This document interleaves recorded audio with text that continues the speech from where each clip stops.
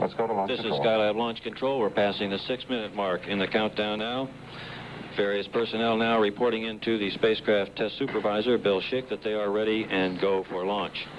Bob Reed, the spacecraft test conductor, has indicated that the spacecraft is go. Launch Operations Manager, Paul Donnelly, reports go, and the Director of Launch Operations, Walter Caprian, also has reported go for launch. Final computer programs are now being run to place the launch vehicle in a launch mode. In the spacecraft, the final actions to be taken there will be at the T-minus 4-minute mark. Paul Weitz will turn on the spacecraft batteries, and at T-minus 45 seconds, the last action to be taken by the crew will be taken by Pete Conrad when he makes a final guidance alignment. We're coming up now to the 5-minute mark. At that time, the swing arm number 9, will come back to the full retract position. Actually, for the Saturn IB, there are only 5 swing arms. The number 9 designation comes from the earlier launches using this same mobile launcher using the Saturn V.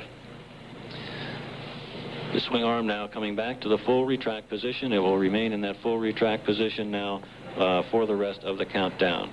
At T-minus 3 minutes and 7 seconds, the count will go on the automatic sequencer and will be carried out automatically from that time on.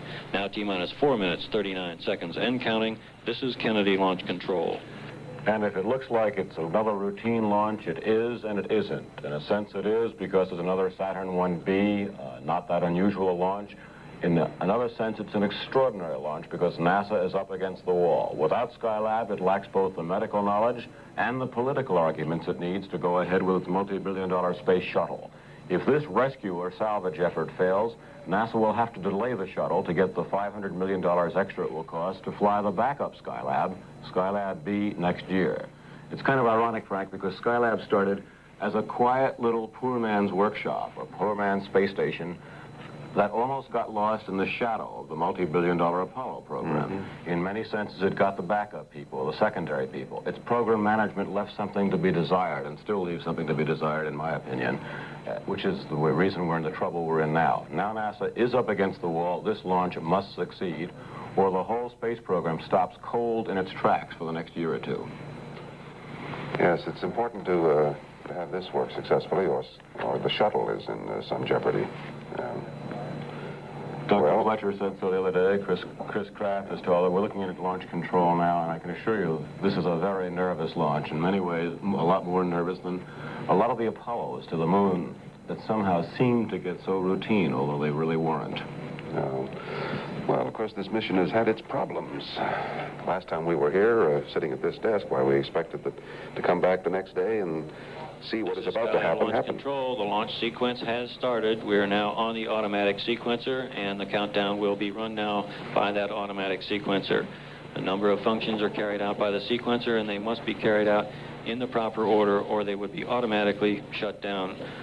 Also, at the same time, the launch crew here in the firing room will continue to monitor their various readouts, temperatures, checking the gauges for pressures and rates. They could override the sequencer if necessary.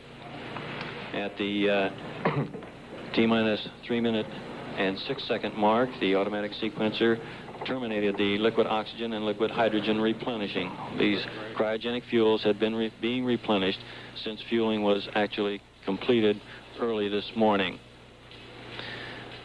After this termination, the fuel tanks will be pressurized. Actually, pressurization has now started. The second stage liquid oxygen tank has now been pressurized, and the first stage fuel tank also has been pressurized.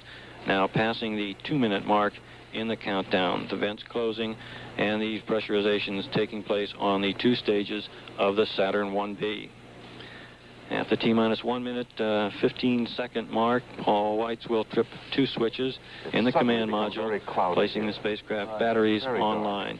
These batteries I don't think launch control sees it yet, but a low deck of rain clouds has suddenly begun to move in, which is obviously going to obscure some of the view. This time, T-minus 1 minute, 30 seconds and counting. And our countdown continues to go smoothly. Also, during the automatic sequence, we'll switch to internal power.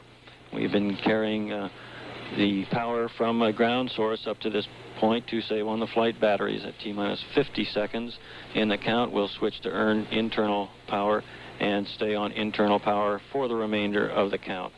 We're approaching the 1 minute mark in our countdown. Mark, T-minus 1 minute. 1 minute and counting in the launch of the first manned mission in Skylab. T-minus 50 seconds, T-minus 50 seconds and counting, and we are now going to internal power. All stages switching to internal power. Stages now and fuel tanks pressurized. Approaching the 30-second mark in the countdown. At 30 seconds, water will begin spraying on the deck of the mobile launcher. T-minus 30 seconds, and the countdown continuing to go smoothly. The Skylab itself orbiting some 780 nautical miles northeast of KSC at this time. T-minus 17 seconds and counting. T-minus 15. At T-minus 3.1 seconds, we'll expect the engine sequence to start on the vehicle. T-minus 7, 6, 5, 4, 3. Engine sequence start. 2, 1, 0.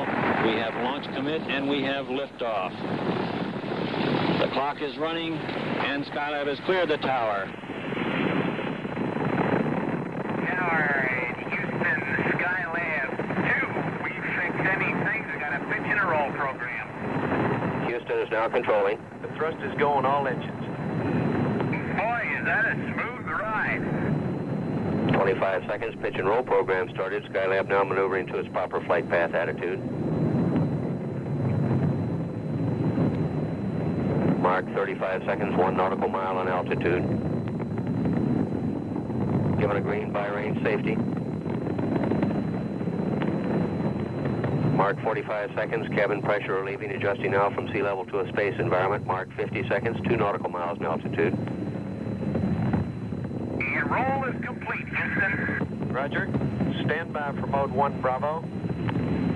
Mark, mode 1 Bravo.